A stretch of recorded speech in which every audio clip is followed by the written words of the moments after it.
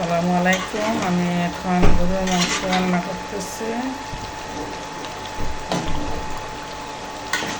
এখন কষিয়ে নিতেছি, তারপর এটা ভুনা করব। সিদ্ধ হলে মাংস সিদ্ধ হয় না, পরে এটাকে ভুনা করব।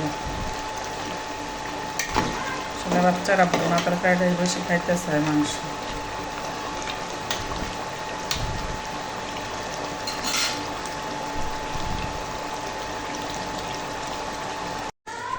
মাংসের তেল ভেসে উঠছে, কিন্তু এখনও কিছু স্যান্ড মশলা দিব, তারপর বেরেস্তা ভেজে দেব, তারপর খাওয়ার উপযোগী হবে ইনশাল্লাহ। ভীষণ মজা হয়, অনেক মজা হয়। বেরেস্তা ভেজে মাংসের মধ্যে দিয়ে দিচ্ছি। মাংসের ভুনা কালারটাও সুন্দর হয়েছে এবং রান্নাও কমপ্লিট। এবার শুধু খাওয়ার পালা।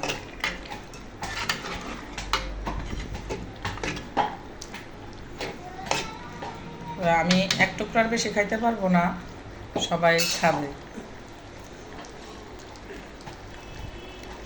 খুব পছন্দ করে, কিন্তু বেশি খাওয়া তো ঠিক না।